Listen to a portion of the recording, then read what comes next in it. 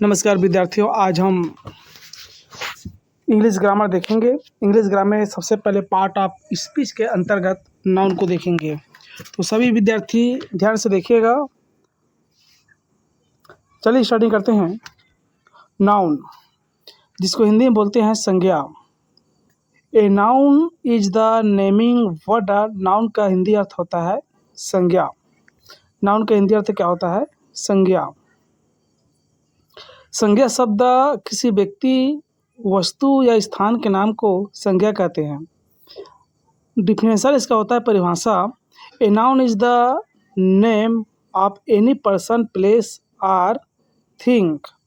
किसी व्यक्ति, वस्तु या स्थान के नाम को संज्ञा कहते हैं। एग्जाम्पल ऑफ नाउन, इसका उदाहरण है पीपल, लोग, राहुल, शीला। मैन मतलब होता है आदमी, पर्सन व्यक्ति, टॉमी वुमेन लड़की, द प्राइम मिनिस्टर। ये किसके अंतर्गत आएगा? ये पर्सन के अंतर्गत आएगा। अर्थात संज्ञा में जितना भी पर्सन है, जितना भी व्यक्ति है, ये सब नाउन के अंतर्गत आएगा। प्लेस होता है जितना भी स्थान है, कोई भी स्थान है, ये हमारे नाउन के अंतर्गत आएगा। जैसे कि यहाँ पे आता है बेंगलोर, इंडिया, मैक्सिको, उत्तरी ध्रुव, दक्षिण ध्रुव, अफ्रीका, नील नदी, कक्षा, सैन्य कक्ष, बास्केटबॉल कोर्ट, क्रिकेट मैदान, स्विमिंग पूल आदि। Animal, birds, aquatic animal, reptile. और जितना भी पशु पक्षी, जलीय जीव, सरीसृप हैं, ये भी नाउन के अंतर्गत आता है, क्योंकि इनका भी एक नाम होता है। और संज्ञा में क्या होता है? कोई भी जीव का, एक कोई भी व्यक्ति का, एक कोई भी स्थान का अगर नाम होता है तो हमारे आ जाएगा, ये संज्ञा के अंतर्गत आएगा। ठीक है। शेर, जबरा, सांप, शुतुरमुर्ग, राजहंस, भालू, बिल्ली, मछली, शार्क आदि ये हमारे संज्ञा के अंतर्गत आता है। विचार, विकास, इन्वेंशन मतलब होता है आविष्कारक, एक्सटिकेशंस, आर्गुमेंट, डिस्ट्रक्शंस, ये सब आएगा हमारा नाउन के अंतर्गत। Object, thing, bat, cycle, cotton, paper, bag, black board, cupboard, ये भी हमारे नाउन के अंतर्गत आएगा। चलिए इनके हम इसके प्रकार के बारे में जानते हैं। नाउन के 5 प्रकार हैं। नाउन के कितने प्रकार हैं? 5 प्रकार हैं। पहला आता है प्रॉपर नाउन, जिसको हिंदी में हम बोलते हैं व्यक्तिवाचक संज्ञा। दूसरा होता है कॉमन नाउन, जिसको हम बोलते हैं जातिवाचक संज्ञा। कलेक्टिव नाउन, जिसको हम बोलते हैं समूहवाचक संज्ञा। मटेरियल नाउन, जिसको हम बोलते हैं पदार्थवाचक संज्ञा। और आता है एब्स्ट्रैक्ट नाउन, जिसको हम बोलते हैं भाववाचक संज्ञा। चलिए हम जानते हैं व्यक्तिवाचक संज्ञा के बारे में। Noun that are used to name a person, place और thing specially are called a proper noun. Proper noun always begin with a capital letter. अर्थात हिंदी में क्या बोलेंगे? वे संज्ञाएं जो किसी व्यक्ति, स्थान या वस्तु का विशेष रूप से नाम बताने के लिए इस्तेमाल की जाती है, उन्हें उचित संज्ञा कहते हैं। उचित संज्ञाएं हमेशा बड़े अक्षर से शुरू होती है। एग्जाम्पल ये होता है नेम, अर्थात कोई भी नाम होता है, ये भी हमारे पहले संज्ञा के अंतर्गत आएगा, जिसको हम बोलते हैं प्रॉपर नाउन के अंतर्गत आएगा। जैसे कि कोई भी नाम हो गया और इसका कोई भी वर्ड होगा, सबसे पहले इसका होता है कैपिटल लेटर से स्टार्टिंग होगा। ठीक है। यहाँ पे लिखा क्या है, इसका ध्यान दीजिएगा। हमेशा बड़े अक्षर से शुरू होता है, तो कैपिटल लेटर से शुरू होगा। ये नेम होता है जैसे कि मोहन, जॉन, कमला, ये क्या है? पहला वर्ड क्या है इसका? ये कैपिटल लेटर है, देखिएगा कैपिटल लेटर है ना। दूसरा वर्ड क्या है? प्लेस, स्थान, इसमें भी कैपिटल लेटर यूज होगा। दिल्ली, इंदौर, भोपाल, ये भी हमारे कैपिटल लेटर के अंतर्गत ही आएगा। संडे, मंडे, फ्राइडे, ये भी कैपिटल लेटर है। मार्च, अप्रैल, मई। तो क्या होता है? वे संज्ञा जो किसी भी व्यक्ति मतलब होता है, यहाँ पे बताया था नाम को, है ना, व्यक्ति का, कोई भी व्यक्ति का होगा, जैसे कि मोहन, जान। दूसरा होता है स्थान, कोई भी स्थान हो गया हमारा, जैसे कि दिल्ली, इंदौर, भोपाल। या विशेष रूप से बताने वाले, संडे, मंडे आदि, ये हमारा जाएगा प्रॉपर नाउन के अंतर्गत आएगा।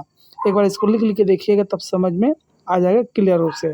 ठीक है। चलिए देखते हैं दूसरा को। कॉमन नाउन है जातिवाचक संज्ञा।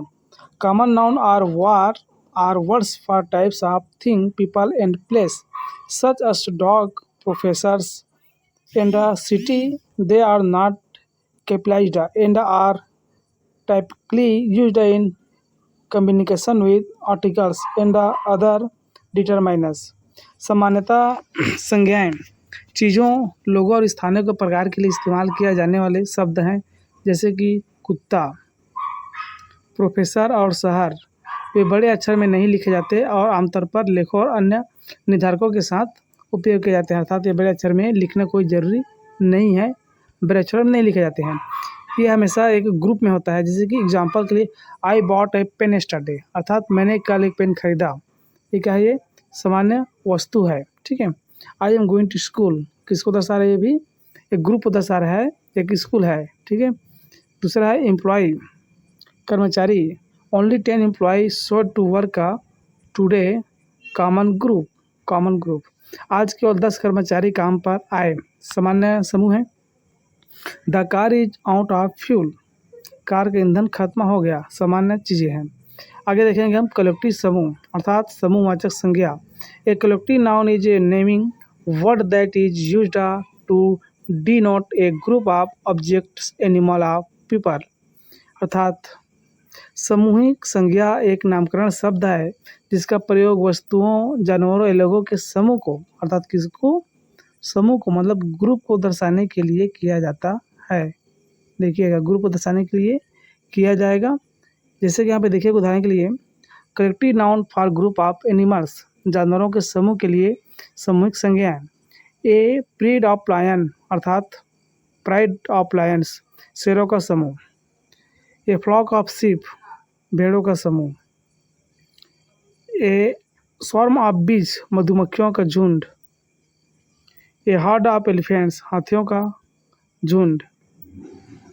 Collective noun for group of people, अर्थात यहाँ पे दूसरा इसको देखेंगे, उसी का है कलेक्टिव नाउन का ये सेकंड रूप है समूह को दर्शाने के लिए, ठीक है। ए बैंड ऑफ म्यूजिशियन, संगीतकारों के एक समूह है। ये भी किसको दर्शा रहा है? कलेक्टिव नाउन को दर्शा रहा है, भूलिएगा नहीं, कलेक्टिव नाउन को दर्शा रहा है ये सब। पहले हम जानवरों के समूह को देखें, इसमें लोगों के समूह को देखेंगे, जिसमें क्या है? A band of musician, a board of directors, a crew of sailors, a company of actors, अर्थात अभिनेताओं की एक कंपनी है। Collective noun of number of thing, objective कई चीज़ें, वस्तुओं के लिए सामूहिक संज्ञा है। ए पेयर ऑफ शूज, जूतों की एक जोड़ी। ए चेन ऑफ माउंटेन्स, पहाड़ों की एक श्रृंखला। ए फ्लेट ऑफ शिप्स, जहाज़ों का एक बेड़ा। ए बंच ऑफ ग्रेप्स, अंगूरों का एक गुच्छा। आगे देखेंगे मटेरियल नाउन, पदार्थवाचक संज्ञा। A material noun is a name given to some material, द्रव्यवाचक संज्ञा किसी पदार्थ को दिया गया नाम है। उदाहरण के लिए आप देख सकते हैं गोल्ड, सोना, सिल्वर, आयरन, पत्थर। ये क्या है? द्रव्य है, पदार्थ है, तो मटेरियल नाउन के अंतर्गत वो सभी पदार्थ आएंगे, ठीक है। सोना, चांदी, लोहा, पत्थर, जितने भी पदार्थ हैं, है ना, ये सब किसके अंतर्गत आएंगे? मटेरियल नाउन के अंतर्गत आएंगे। आगे देखेंगे एब्स्ट्रैक्ट नाउन, भाववाचक संज्ञा, अर्थात एब्स्ट्रैक्ट नाउन का अर्थ होता है, स्पेलिंग को भी आप ध्यान से लिखते जाइएगा, कहीं ये ना हो कि स्पेलिंग गलत हो जाए, ठीक है। ABSTRACT, एब्स्ट्रैक्ट नाउन, भाववाचक संज्ञा। A word that represent an idea, a state और an intelligible concept is called an abstract noun.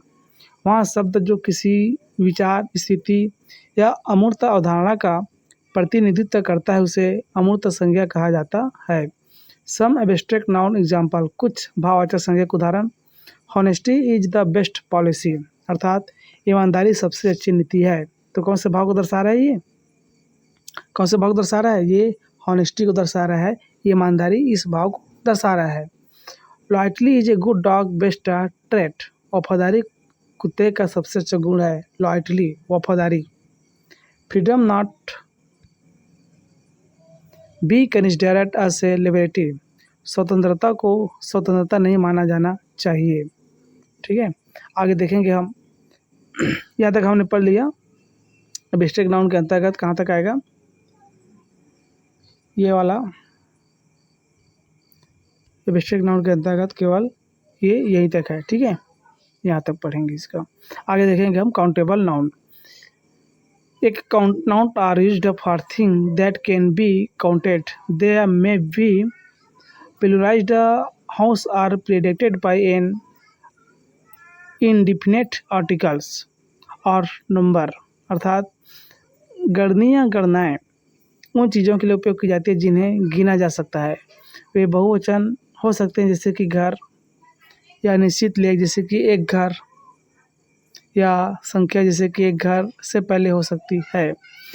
अर्थात काउंटेबल नाउन का ही अर्थ होता है जिसको हम गिनती लगा सकें। यह काउंटेबल नाउन के अंतर्गत आता है गणनीय संख्याएँ। अनकाउंटेबल नाउन के अंतर्गत वे संख्याएँ या वे पदार्थ आते हैं जिसको हम गिनती नहीं लगा सकते। जैसे कि यहाँ पे देखिएगा, ठीक है, वाटर, आप वाटर की गिनती नहीं लगा सकते, तो ये किसके अंतर्गत आएगा? अनकाउंटेबल के अंतर्गत ये आएगा, ठीक है, ध्यान से देते जाइएगा। वाटर है और एयर भी है। एयर किसको बोलते हैं? हवा को। आप हवा को भी क्या नहीं कर सकते? गिनती नहीं लगा सकते। तो इसको अच्छा से आप लोग लिख लिख के देखिएगा, बार बार देखिएगा इस वीडियो को, ताकि आप लोग को अच्छा से नाउन समझ में आ जाए। और किसी भी तरह का कोई इसमें अगर इशू मिलता है तो आप तुरंत कमेंट कर दीजिएगा, ठीक है, ताकि आगे वीडियो में हम सुधार करके या फिर अच्छा से हम देखें। ठीक है विद्यार्थियों, ओके, धन्यवाद। फिर मिलते हैं अगले वीडियो में, ठीक है।